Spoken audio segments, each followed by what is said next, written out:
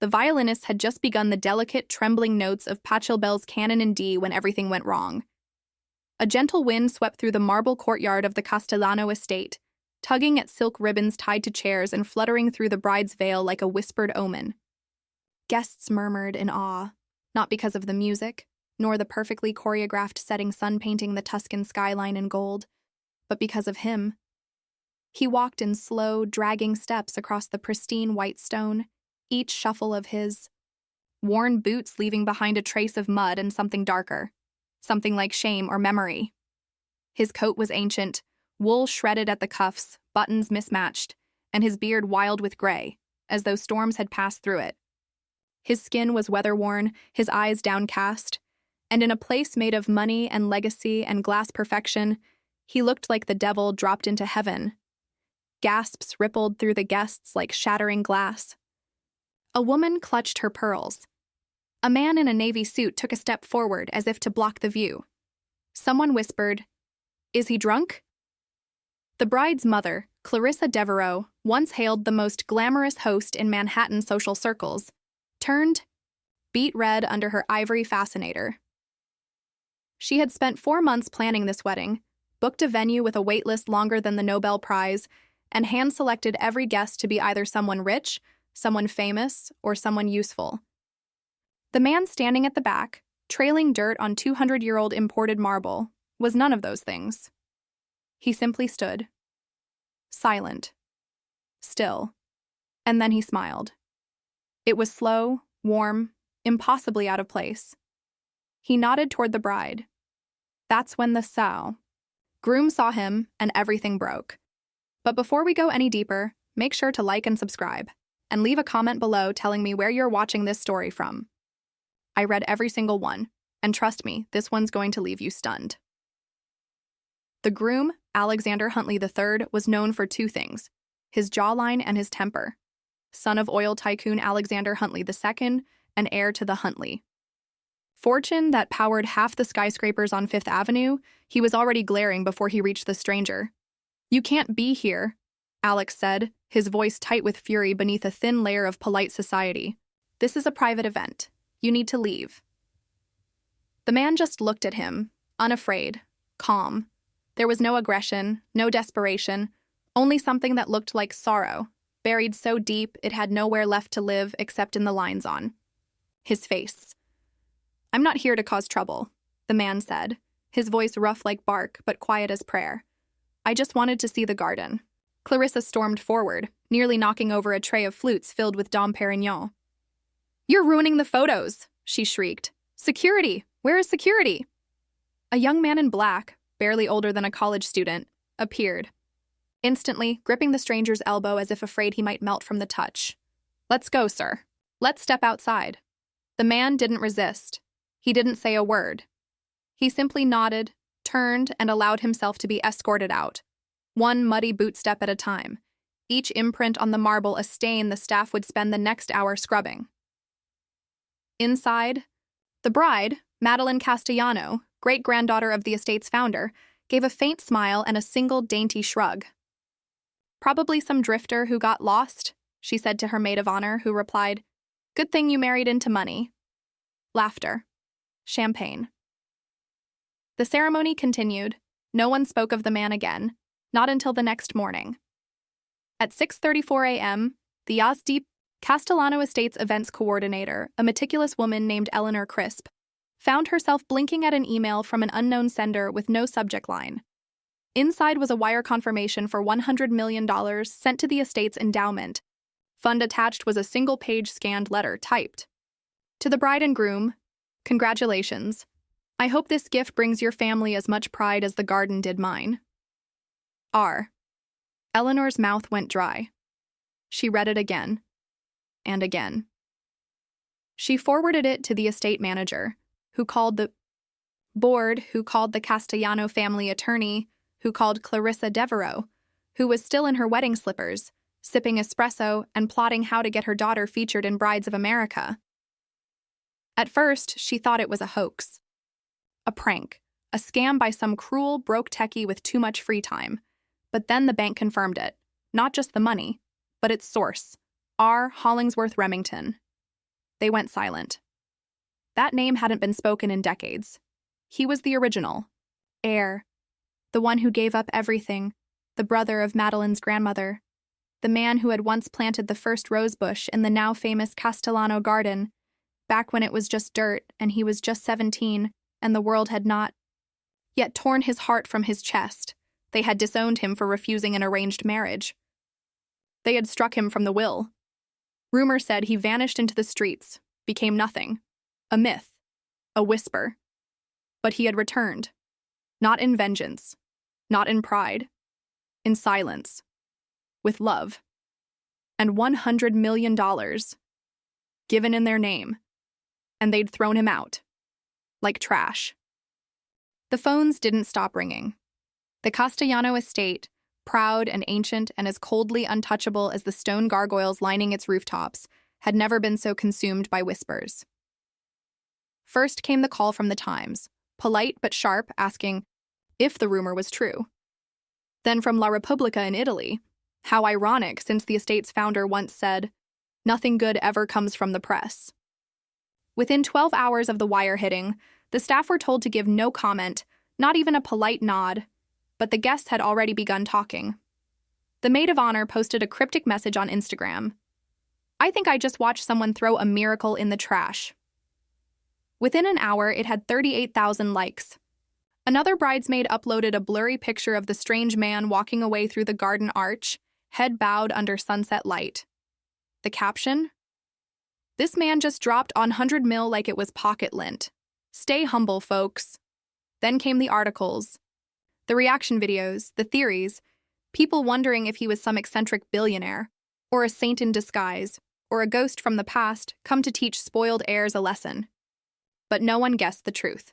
Not yet. Meanwhile, inside the gilded walls of the honeymoon suite, Alexander and Madeline were fighting. "What the hell is this?" Alex hissed, tossing his phone onto the bed where a headline blinked. Mystery.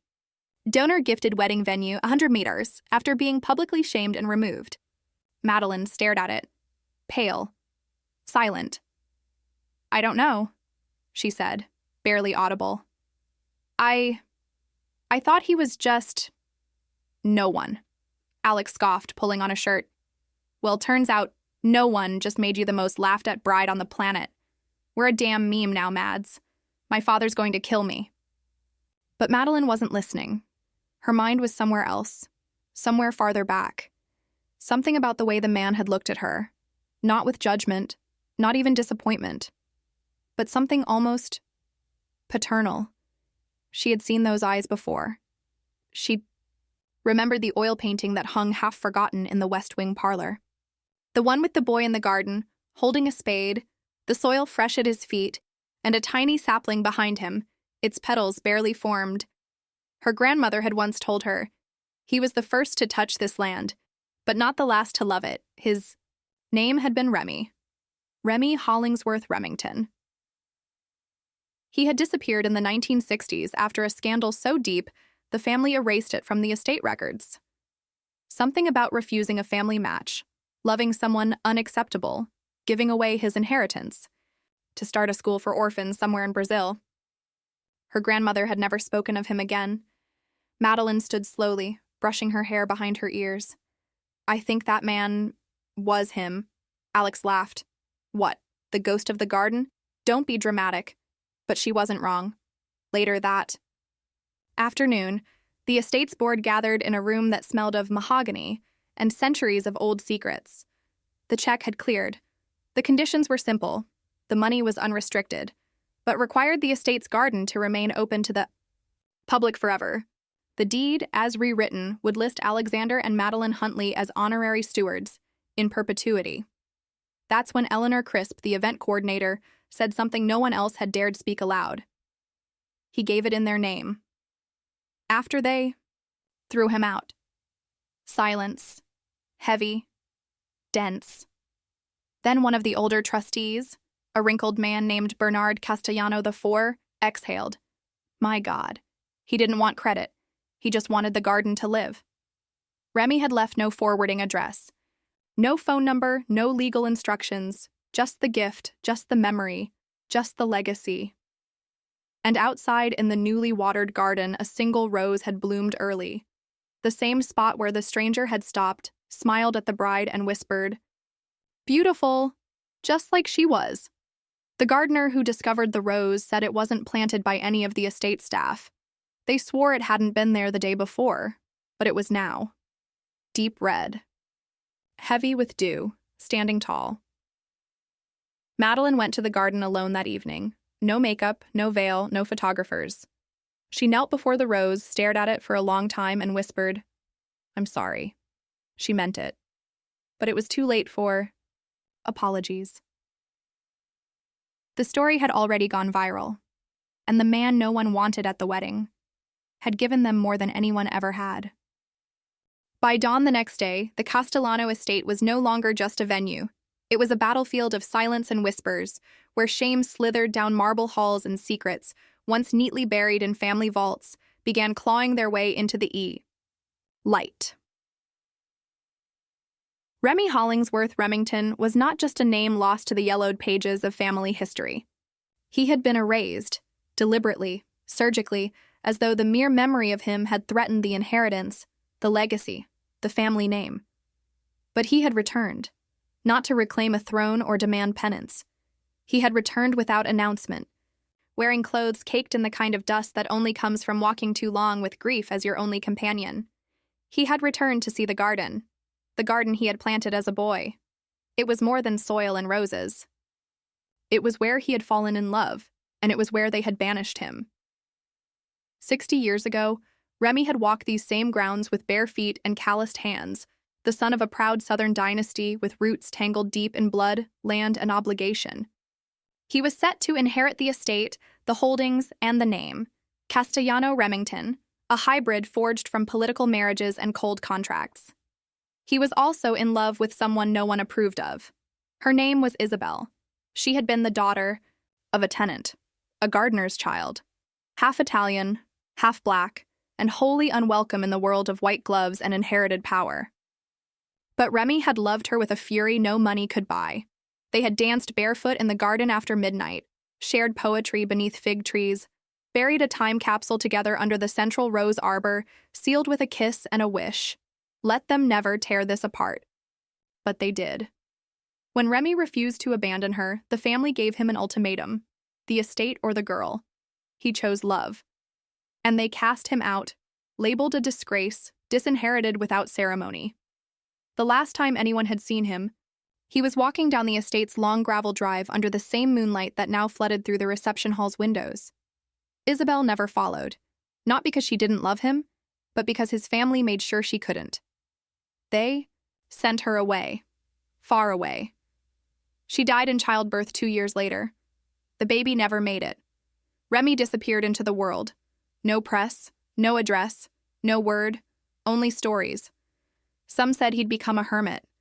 Others claimed he lived under bridges or wrote poetry under a pen name. Some even believed he was dead. But the truth was harder, more painful.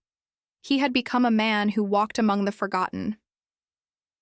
Madeline spent that morning researching everything she could find on her great-uncle. She called the oldest members of the family. Most refused to talk, still imprisoned by pride. But one aunt, Eugenia, whispered the truth between sobs and regrets. "Your grandmother had his letters burned," Eugenia confessed. She said he chose shame over duty, but he wrote her. For years. I read some before they were destroyed. All he ever asked was to visit the garden again, just once, before he died. Madeline dropped the phone. She had thrown him out of his own garden. She stared at her wedding photos. Her smile now looked like a mask. The laughter? Hollow. Every frame was poisoned by the shadow of a man she hadn't recognized, and now could never forget. Alex, meanwhile, had turned furious. "This is not our fault," he said, pacing the length of the suite. The man showed up uninvited. He tracked mud through the venue, for God's sake.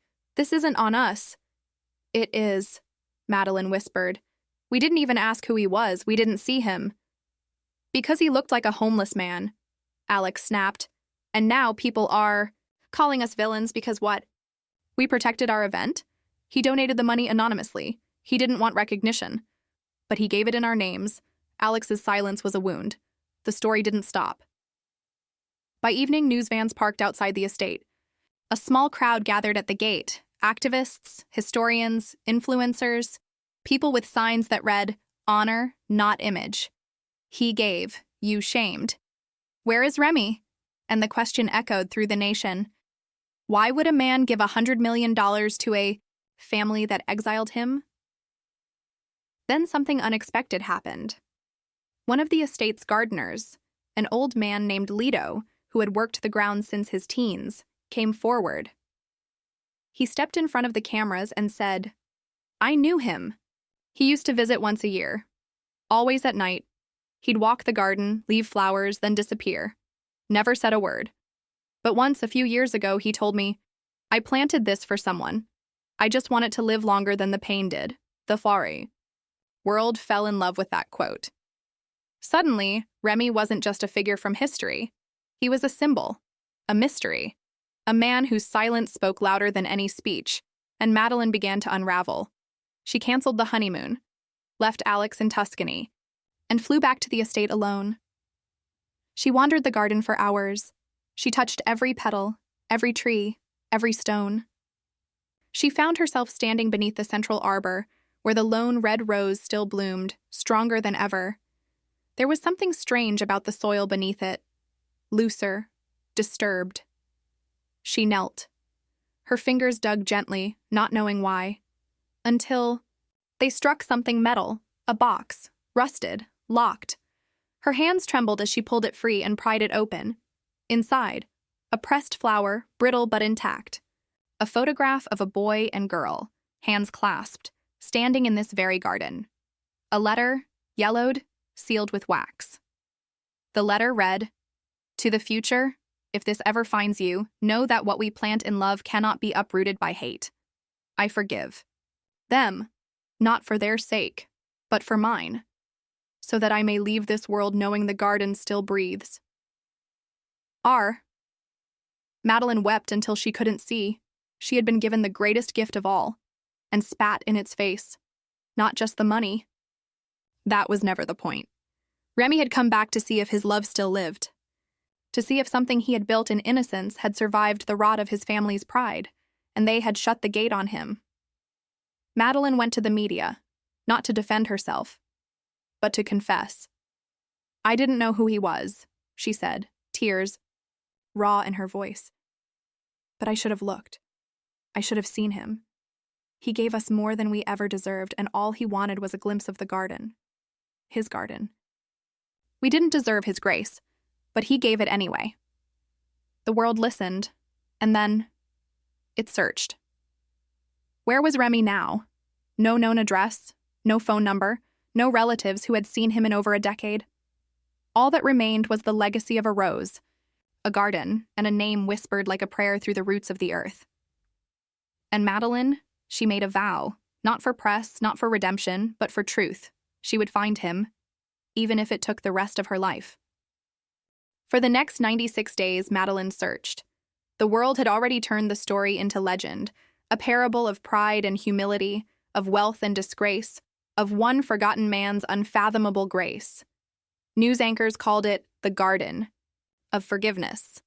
Morning shows debated the ethics of inherited power. Internet sleuths built timelines and Google Maps walkthroughs, marking every possible place Remy Hollingsworth Remington might have gone. Twitter threads compared him to saints. Others called him a ghost. Some believed he had already died, and that the donation was his final act on Earth, a silent last breath disguised as charity. But Madeline knew better. She could feel it. In her gut. In her bones. He was alive. Somewhere. And she would find him, not for the money, not for redemption, not even for public forgiveness, but because her soul couldn't carry the weight of his silence. She began with the records her family had tried to destroy. She traveled to Florence, where old bank ledgers still carried his name faintly in the corners of handwritten logbooks. From there, she followed the trail to Marseille, where a nun at a cloister remembered a kind, tired man who left flowers on the windowsill every year on the same day, June 7th. Isabelle's birthday. Then came Sao Paulo. In Brazil, she found what no one else had, a forgotten school in the hills, built of clay and love, with walls covered in children's handprints. A woman there told her, he never spoke of his past, but he always smiled when we watered the garden. He said it reminded him of her. He had lived there for years, teaching, building, feeding children who had no names, no homes. And then one day, he left. Quietly. No goodbyes. Just a note taped to the inside of his empty room that read, "The roots are strong now. Let the garden grow without me." That had been 6 years ago. Back in New York, the Castellano estate had changed. The garden was open daily now. Free. School groups visited. Elderly couples brought lawn chairs and memories. A stone plaque had been placed beneath the red rose bush, in memory of Remy Hollingsworth Remington, who gave without asking and planted what others tried to bury. Madeline had read the plaque every day before resuming her search. She turned down magazine offers, book deals, speaking engagements. "This isn't a story," she told them. "It's a wound. I'm just trying to find the bandage." And then, on the 97th day, it happened.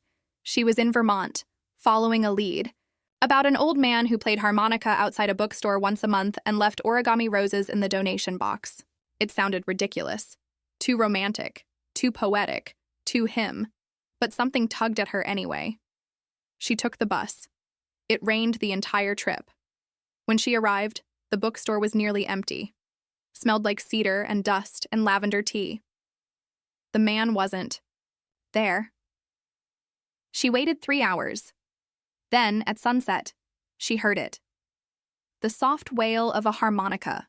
Low, broken, haunted. She followed it outside. Across the street, near a bench by a fountain, sat a man in a tattered coat, his beard silver and wild. Eyes closed, the instrument trembling in his fingers like a confession.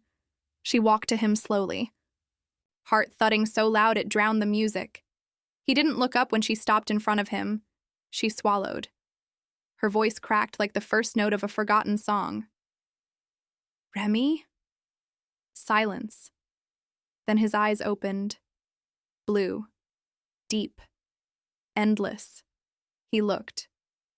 At her. 1,000 things moved behind his eyes. Surprise, pain, recognition. But no anger. "I hoped you'd find me," he said. She fell to her knees.